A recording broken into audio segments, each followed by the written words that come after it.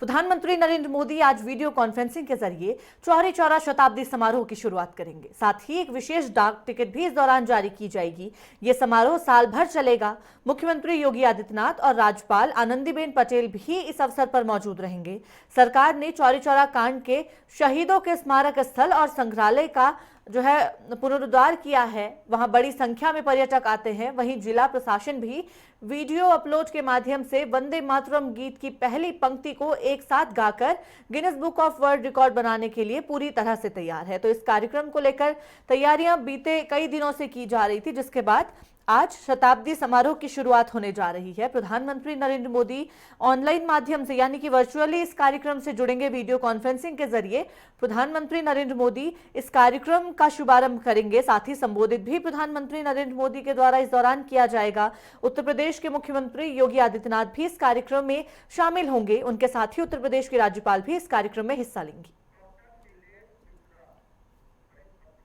और हमारे साथ वरिष्ठ पत्रकार डॉक्टर नीलेश मिश्रा जी इस खबर पर जुड़ गए हैं। बहुत स्वागत है सर आपका नेटवर्क 10 पर। जी धन्यवाद। नीलेश जी, आज कार्यक्रम की शुरुआत होने जा रही है। शताब्दी समारोह का शुभारंभ प्रधानमंत्री नरेंद्र मोदी के हाथों किया जाएगा। कितना महत्व ये समारोह रखता है? क्या कुछ संदेश इससे जाएगा? कैसे आप इसे देखते हैं? देखिए, पहली बात यह कि चौरी चौरा कांड के रूप में मुझे ये कहना है कि इतिहासकारों ने या वक्त ने जी इसको कांड शब्द दे दिया, जबकि मेरे दृष्टि से एज ए पत्रकार या एक वरिष्ठ नागरिक मैं ये कह सकता हूँ कि ये कांड नहीं था, जन विद्रोह था। जी कांड वो होता है जो नियोजित करके और अपराध की दृष्टि से किया जाए। जी ये उस समय तत्कालीन जो अंग्रेजों की पुलिस थी उसके उत्पीड़न के खिलाफ एक अपने आप जनता में ज्वार जगा और जनाक्रोश का रूप लिया। वो शांतिपूर्ण प्रदर्शन करने जा रहे थे। 4000 के आसपास लोग एकत्र हुए थे। असहयोग आंदोलन चल रहा था जी और वो शांतिपूर्ण प्रदर्शन करना चाहते थे। उस समय तत्कालीन जो पुलिसकर्मी थे, आईपी सिंह और ऐसे एक आध और ऐसे दुष्ट पुलिसकर्मी जो अंग्रेजों के एकदम पिट्ठू थे, जी उन लोगों के निर्देश पे और तत्कालीन वहाँ जो जमींदार थे उनके कारिंदों ने लोगों पे उत्पीड़न शुरू किया, महिलाओं से अभद्रता शुरू की।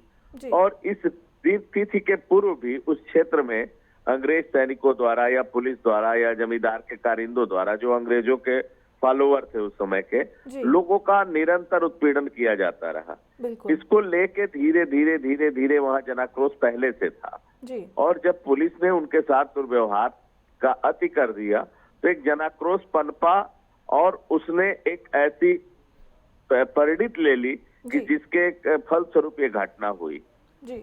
और थाने में पुलिसकर्मियों को भागना पड़ा और डॉक्टर द्वारिका पांडे जंगल कौड़िया के उसका नेतृत्व कर रहे थे। ब्रह्मलीन महंत दिग्विजय नाथ जी भी जनता के इस उत्पीड़न के खिलाफ थे। उनका भी सहयोग उस क्षेत्र के क्रांतिकारियों को रहता था जी। और उन्होंने थाने पे जब अति उत्पीड़न की अति हो गई, पुलिसकर्मियों की गोलियां चलने लगी और लोग मरे और कष्ट होता है। उस समय अहिंसक आंदोलन करने वाले लोगों को वहां 22 पुलिसकर्मियों की हत्या तो दिखी, लेकिन उसके पहले जो सैकड़ों क्रांतिकारी या सामान्य जन या निर्दोष जन मारे गए थे या जिनके साथ उत्पीड़न हुआ था, उसको इतिहास में उस रूप में नहीं लिया गया। और मैं नरेंद्र मोदी जी को, वर्तमान मोदी सरकार को धन्यवाद देता हूँ।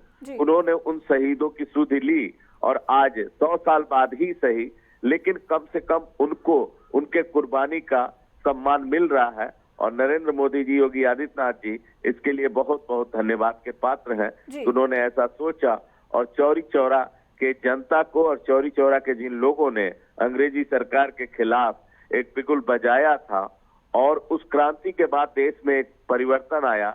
आप इस बात से समझ सकते हैं कि उन अंग्रेजों की नीयत क्या थी। गांधी जी ने असहयोग आंदोलन को स्थगित कर दिया था, जो 12 तारीख को होने वाला था, 12 फरवरी 1922 को पूरे देश में, उसको स्थगित कर दिया। उसके बाद भी उनके परिवार के लोग गए, उनके साथ दुर्व्यवहार हुआ, जवाहरलाल नेहरू के साथ अभद्रता की गई।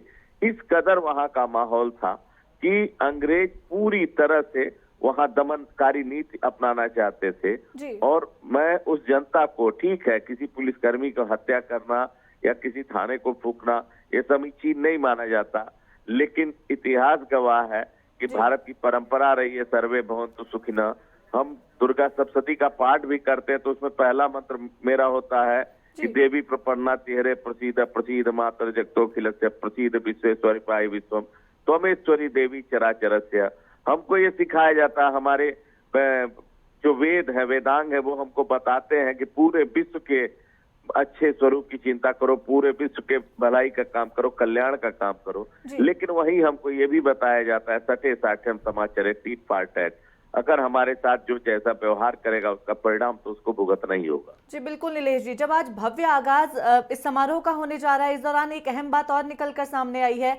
आज विशेष डाक टिकट भी पीएम मोदी के द्वारा जारी किया जाएगा, उसका क्या महत्व आप समझते हैं नीलेश जी? उसका महत्व ये है कि पहले तो मैं ये कहना चाहूंगा कि वर्तमान प्रधानमंत्री मोदी जी को देश के हर उन जड़ों की चिंता है और भारत का इतिहास लेखन में बहुत बड़ी बड़ी भूलें की गई हैं। बहुत ऐसे लोगों को महिमा मंडित किया गया जिनकी भूमिका नहीं थी। कितने जाने अनजाने शहीदों को, चौरी चौरा जैसे बहुत से देश में ऐसी परिस्थितियां बनी होंगी और उनको इतिहास में दबा दिया गया।